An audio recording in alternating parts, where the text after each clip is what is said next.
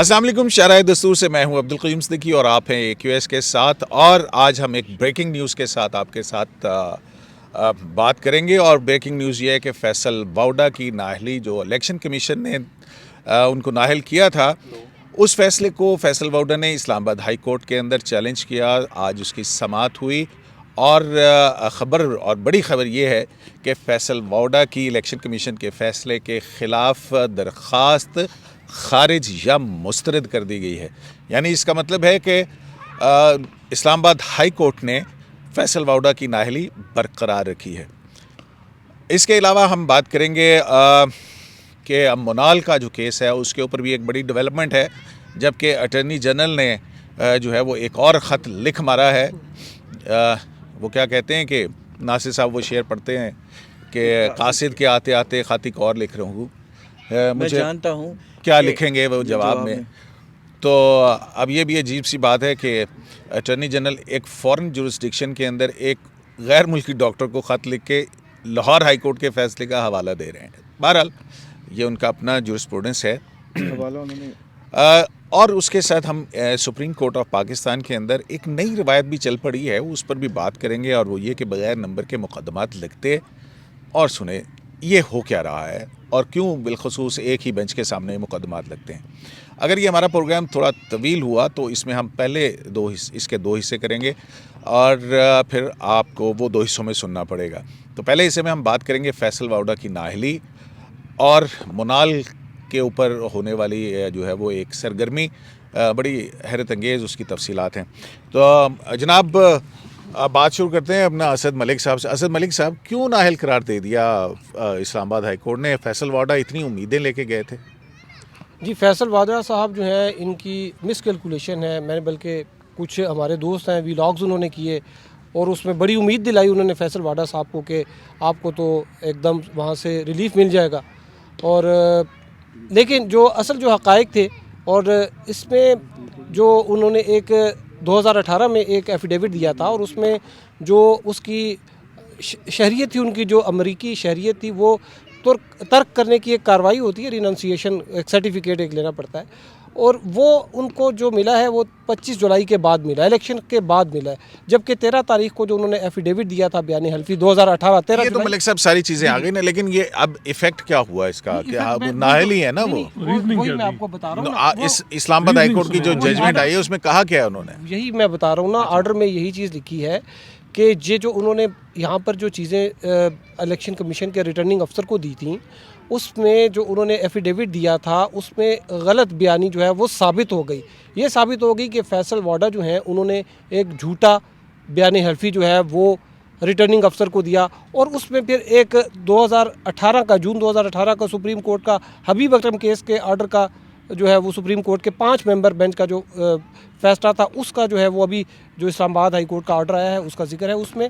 और उसमें ये लिखा है कि जब सुप्रीम कोर्ट ने ये कह दिया कि अगर कोई बयान हल्फी अगर गलत साबित होता है किसी स्टेज पर, तो ये ऐसा समझा जाए कि जैसे ये गलत और झूठा बयान हल्फी सुप्रीम कोर्ट में जो है वो दाखिल किया। तो इसमें उसकी जो कॉन्सिक्वेंसेस हैं वो कंटेम्प्ट ऑफ कोर्ट का था, फौजदारी की कार्रवाई थी।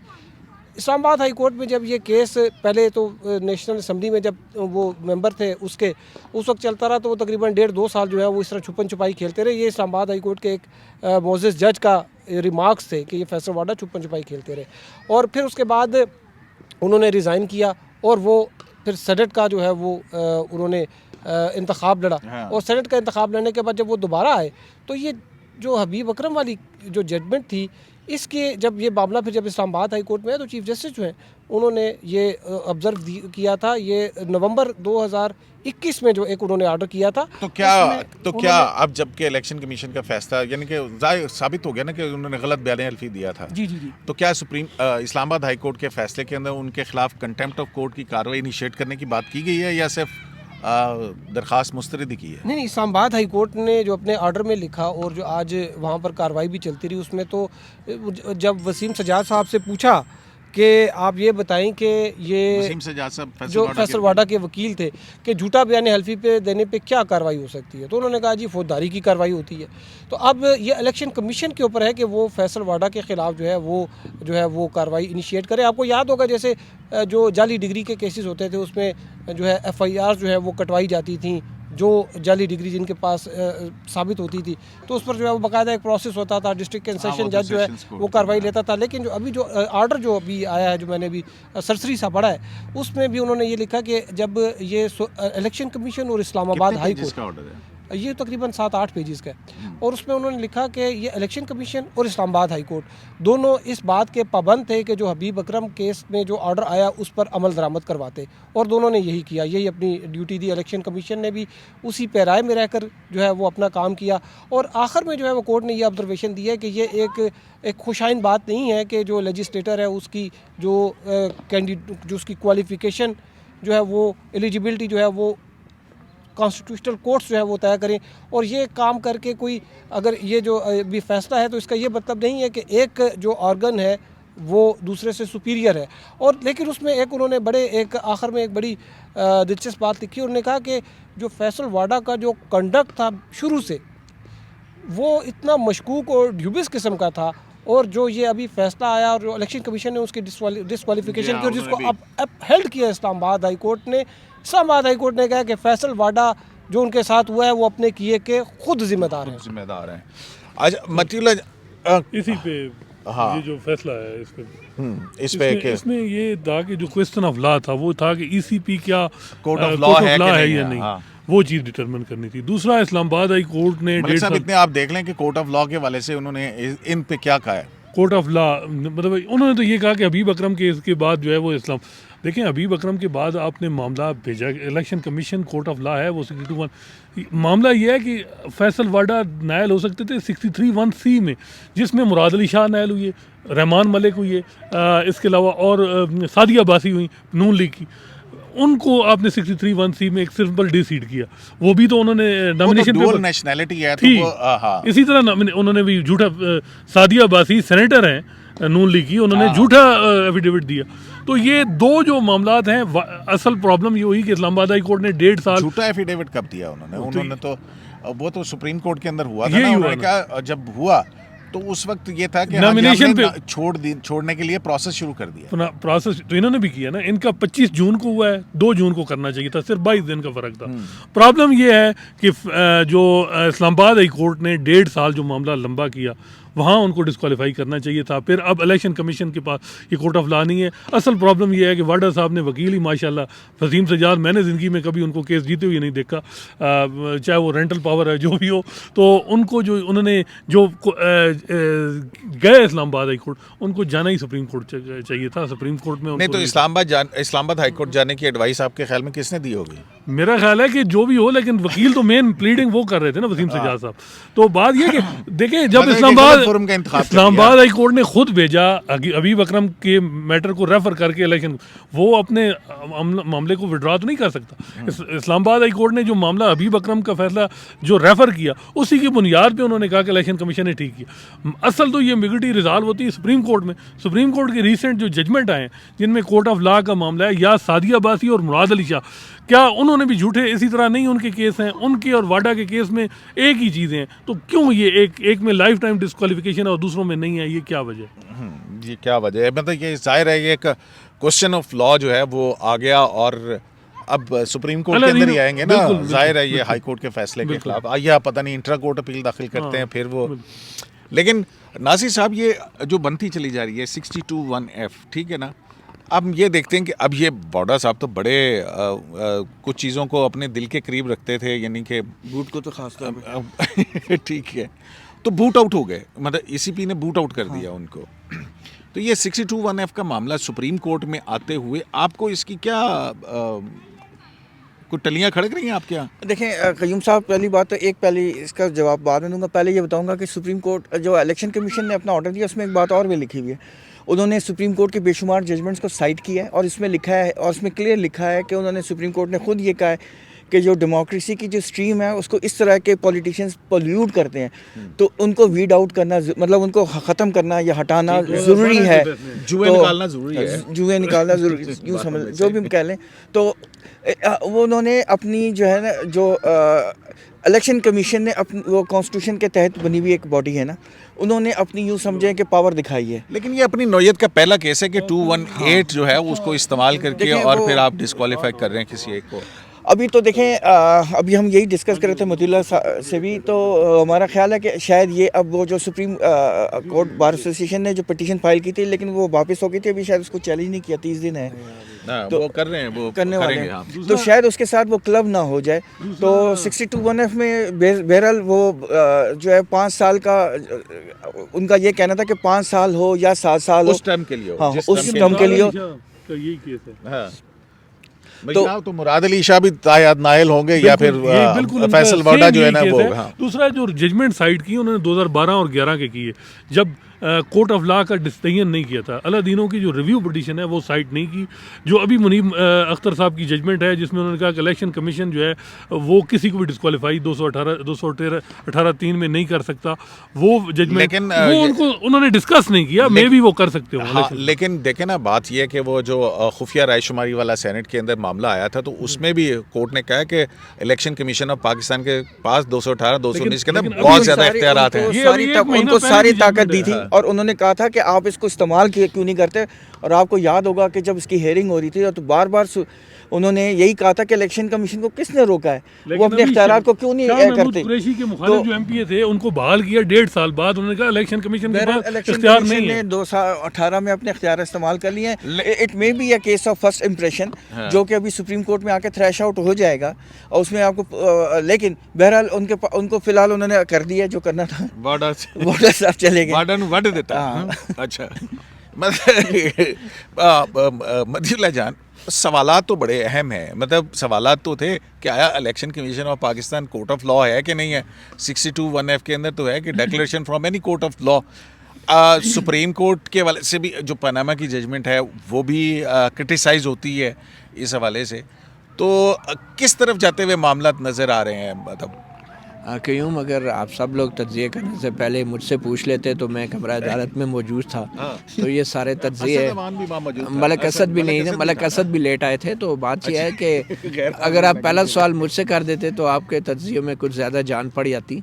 असल सवाल ये नहीं था कोर्ट ऑफ लॉ का है या नहीं है। असल सवाल बैरिस्टर वसीम सजाद ने कहा था कि इलेक्शन कमीशन नाअहल कर सकता है, लेकिन सिर्फ एक वक्त के लिए, आर्टिकल 63(1)(c) के तहत। ठीक है, उनको एतराज़ सिर्फ ये था कि ये जो ताहयात नाअहली हुई है ये 62(1)(f) के तहत हुई है, और इसके तहत बगैर एविडेंस और शवाहिद के और बगैर ट्रायल कोर्ट के आप नाअहल नहीं कर सकते। इलेक्शन कमीशन वो आगे, तो वो सिर्फ ताहयात नाअहली की हद तक बात हुई थी। अब उसमें मसला ये था कि चीफ जस्टिस अतमनल्ला ने रिमार्क्स में भी और अभी फैसले में भी ये वाज़े तौर पे कहा है कि इस्लाम जो इलेक्शन कमीशन है उसने अपना कोई अख्तियार इस्तेमाल नहीं किया। उन्होंने कहा कि इलेक्शन कमीशन ने सुप्रीम कोर्ट के उस 5 रुकनी बेंच के फैसले पर महज उस पर अमल दरामद किया है कि जो वो पहले ही करार दे चुका था कि अगर इस फैसले में दिए गए हलफनामे के मतन के अंदर झूठ बोला गया किसी उम्मीदवार की तरफ से तो उसके संगीन नताइज होंगे। और इलेक्शन कमीशन ने महज सुप्रीम कोर्ट के उस फैसले पे अमल करते हुए उन नताइज को असर दिया है, इफ़ेक्ट दिया है।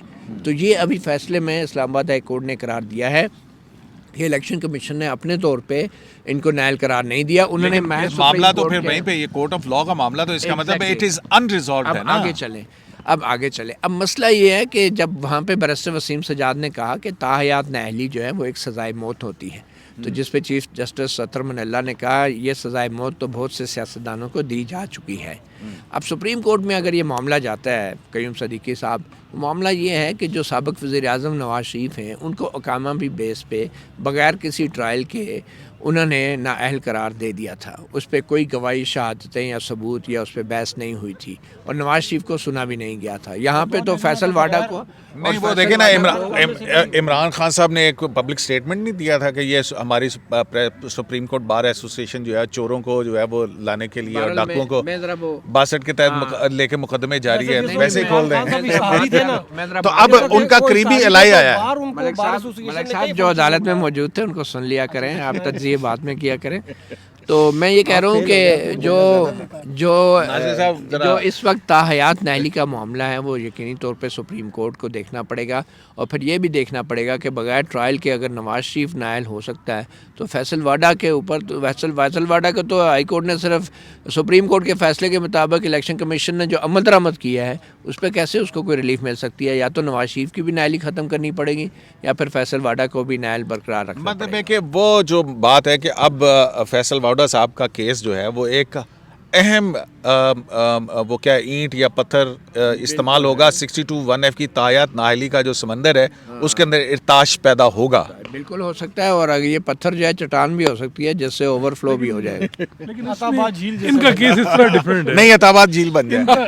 इनका ये है कि जो सुप्रीम कोर्ट की 7 रुकनी जजमेंट है उसमें यह है कि ड्यूल नेशनलिटी में अगर आप झूठ बोलें भी तो 63(1)(c) लगता है जो मुराद अली शाह पे लगा है। हाँ। और इसी तरह वो रहमान मलिक पे, सादिया अब्बासी पे। दोहरी दोहरी शरीयत है, लेकिन नहीं, उसने वो उसको नहीं, छुपा के आप एक गलत बयानी करेंगे मैं नहीं हूँ तो ये 61 नहीं है। एफिडेविट क्या उनमें एफिडेविट नहीं होता कि ड्यूल नेशनल के ऊपर क्या होता था? एफिडेविट ही ड्यूल देखिए नेशनल ना, नहीं। 1F एफिडेविट के लिए एफिडेविट उसमें नहीं होता था, नहीं, उसमें नहीं, सादिया अब्बासी में नहीं। उसमें सिर्फ शरीयत की क्वालिफिकेशन है, उसमें एफिडेविट की क्वालिफिकेशन। लेकिन अगर कोई छुपाए सदीकी तो उसके साहब बाद छुपाने का 62 सदीकी साहब ये जो जजमेंट है ना ये शरीयत दोहरी शरीयत नहीं, का लेकिन इसमें कोई इशू नहीं है। सादिया अब्बासी पे क्यों नहीं लगा? ये जो जजमेंट उन्होंने भी इसी तरह सुप्रीम कोर्ट को पूछो, साकिब निसार साहब को पूछो। इसमें सदीकी साहब नहीं। ये आपने मैं अभी जो तो बात नहीं की है बात साकिब कर निसार रहा। साहब की जो बात की है ये जो जजमेंट में लिखा है ये अपनी नौयत का पहला केस है। हाँ। ये दोहरी शहरियत का ये वो चीज़ें नहीं है, क्योंकि इसमें एक ऑर्डर जो सुप्रीम कोर्ट का था जो कि हबीब अकरम केस में था साकिब निसार साहब का, जिसमें उन्होंने कहा था कि अगर किसी ने गलत एफिडेविट दिया तो वो जो है वो ऐसा होगा जैसे इस कोर्ट की कंटेम्प्ट है। ये उस जो साकिब निसार साहब की जजमेंट थी ये उसके पहले तो विक्टिम है। कंटेम्प्ट ऑफ कोर्ट में हाई कोर्ट ने क्यों नहीं सजा दी? ये उसके पहले 1.5 विक्टिम साल है। रखा। हाँ? ये उसके पहले नहीं victim हाई है। कोर्ट ने फिर कंटेम्प्ट में क्यों अभी भी देखिए, मामला उस जो है वो order में- लूज छोड़ दिए हैं। वो उस ऑर्डर में जो है ना वो जज साहब जो हैं आमिर फारूक साहब उन्होंने वो रीजनिंग दी हुई है कि 3.5 साल बाद नहीं 3.5 नहीं, इसको 1.5 साल का था टाइम। उन्होंने रीजनिंग दी थी कि ये कोरोना की वजह से कोई जो है वो इस किस्म के केसेस फिक्स नहीं हो रहे थे, और फिर ये हर डेट पे आते थे, एडजमेंट करते थे। फिर जब कोरोना से क्या-क्या इन्होंने बचाएंगे 3 आप? के 4 तो वकील ये उन्होंने कोरोना लीगल उसके अंदर कोई है इसकी अहमियत? भी तो लिए ना। नहीं तो एसओपी होता है ना, एसओपी में ये कोई अर्जेंट नोयत का तो नहीं, वो तो सिर्फ बेल मैटर सुने जा रहे थे और अर्जेंट केसेस सुने जा रहे थे। अच्छा। ये ना तो बेल मैटर था ना ये अर्जेंट केस, इसमें कोई कोरोना की अर्जेंसी बात थी। नहीं थी। मलिक असद आमिर फारूक साहब जो 1.5 साल केस लटका के रखा रहा है ना उन्होंने, आपने तो रोज़ उनका केस कवर करना होता है तो अभी भी आप कवर ही कर रहे हैं उन्हें। तो मैं ये कह रहा हूँ कि 1.5 साल तक जितनी भी तारीखें हुई हैं उसमें ना फैसल वाडा अपीयर हुआ, चाहे 6 हुई हैं या 10 हुई हैं, 15 होनी चाहिए थी, जो भी है। फैसल वाडा एक में भी अपीयर नहीं हुआ, तो इन्हें अदालत की नोटिस पे भी कोई जवाब नहीं दायर किया। 1.5 साल तक केस लटकता रहा। इससे कोरोना का क्या ताल्लुक है? अगर एक तारीख पे भी आ जाते तो आप कह सकते सिंपल थे सा मैटर था। तो वो उसमें आए नहीं, और ना ही उन्होंने शरीयत का वो सर्टिफिकेट पेश किया, ना हाई कोर्ट में ना कमीशन में। और जब आए भी नेशनल असेंबली के अंदर वोट डाल के और फिर उसके बाद सेनेट के उम्मीदवार के तौर नहीं, पे अब- और फिर अब रिजाइन करके आ रहे हैं। एक ग्राउंड बनाना होता है जो लेकिन आपने फिर अगर क्यों नहीं फिर इलेक्शन कमीशन ये इस्लामाबाद हाई कोर्ट में जब आए वो रिजाइन करने, तो वहाँ क्यों नहीं इस्लामाबाद हाई कोर्ट ने अपनी power? Election commission of Pakistan ने जो अपना ऑर्डर दिया है 27 सफ़ात का जो है, उसमें उन्होंने एक जस्टिस आमिर फारूक का जो पहला ऑर्डर था जिसमें उन्होंने इलेक्शन कमीशन को कहा था कि आप इसको देखें एक उनकी तरफ से काज ऑफ एक्शन जो है वो ख़त्म हो चुका था फैसल वाडा साहब की तरफ से, लेकिन इस्लामाबाद हाई कोर्ट का वो जो ऑर्डर था जब इनकी उन्होंने पिटिशन जो है वो डिस्पोज ऑफ की थी, इनको डिस्क्वालीफाई नहीं किया था, लेकिन उसमें ऑब्जर्वेशन दी थी कि इलेक्शन कमीशन जो है वो इसको प्रूव करे। और फिर ये उस ऑर्डर में जो है ECP के जो ऑर्डर है उसमें रिप्रोड्यूस हुआ। फिर उसके बाद इस्लामाबाद हाई कोर्ट का ही जो है वो चीफ जस्टिस अतर मिनल्ला का जो ऑर्डर था जिसमें उन्होंने हबीब अकरम के केस की जो है वो ये उन्होंने बात हो गई, रिपीट कर रहे हैं उसमें आप, नहीं, अब उसमें उसको जो देखिए नहीं, ये मुझे देखना बुनियादी सा सवाल है, अगर सुप्रीम कोर्ट के ऑर्डर की वायलेशन हुई है, ना इलेक्शन कमीशन ने कंटेम्प्ट में उनको सजा दी है, ना हाई कोर्ट के इल्म में आने के बावजूद और जजमेंट साइड करने के बावजूद नई सजा दी है। उन्होंने इलेक्शन कमीशन के कंधे को इस्तेमाल किया। जुरिडिक्शन ये इस्तेमाल हुई। हाँ। इलेक्शन कमीशन ने जुरिडिक्शन अभी भी तो कोर्ट के सामने हाई कोर्ट के सामने एक मैटर आ गया था ना कि जनाब इसे गलत बात है। हबीब अकरम केस के हवाले से जो डिस्क्वालिफिकेशन होनी थी। जो चले कि हम देखते हैं ना क्या म्यार होता रखा है। था। ये जो सुप्रीम कोर्ट ने म्यार तय किया था, जो स्टैंडर्ड तय किया था, ये पहला केस है जिसमें किसी को डिस्क्वालीफाई किया है। अभी इसके खिलाफ जो अच्छा फौजदारी की चले कार्रवाई बहुत हो हुई गया, है, वाडा साहब बहुत हो गए। कयूम साहब आपने जो ऑर्डर आया उसमें एक चीज़ और भी लिखी हुई है कि ये जो कुछ वाडा साहब के साथ हुआ है इसके रिस्पॉन्सिबल ये खुद हैं और उन्होंने पार्लियामेंट को मैं समझता हूँ कि पार्लियामेंट को अच्छा, उन्होंने उसका नाम खराब किया है। हाँ